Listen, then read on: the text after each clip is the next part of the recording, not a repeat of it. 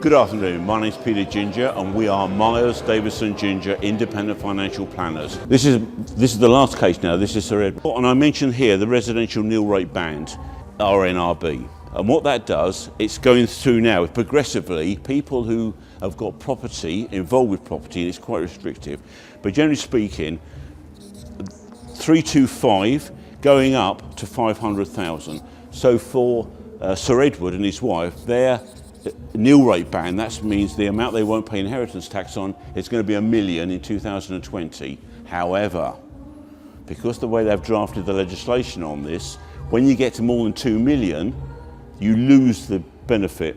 So for poor old Sir Edward, he will be back down to the basic inheritance tax position. He won't get the benefit of that. Okay, so his assets effectively are his pension and the house. He's got a non-executive directorship, so he's already a high rate taxpayer. So what we've done is we've actually taken his civil service pension scheme and we've transferred it into a personal pension scheme. The reason for that is because we can put a personal pension scheme into a special trust called a spousal bypass trust. Kelly, can I borrow you again? When I know, bit of light relief. So it's a spousal bypass trust. So his two assets are the property and his pension.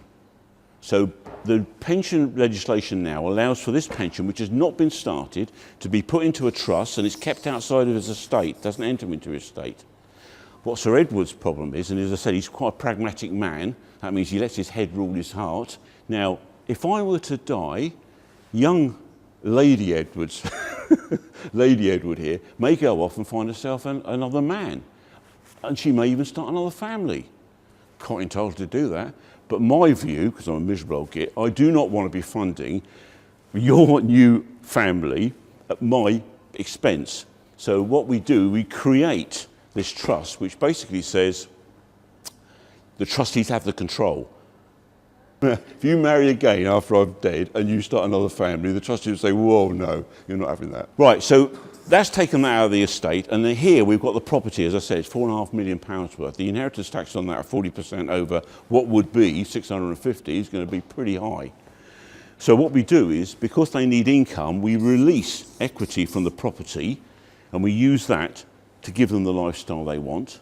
We create a debt in the estate with an effect trying to reduce this estate value because it's got a debt in there. Okay?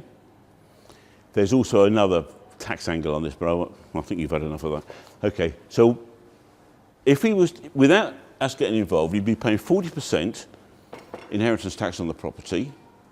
Now you're probably going to say, you're thinking, yeah, but his wife's a lot younger. You'll get the spousal benefit. But a lot of these bigger old houses are in trust for the family, and she may not have any ownership of the property, may just be in Sir Edward's estate.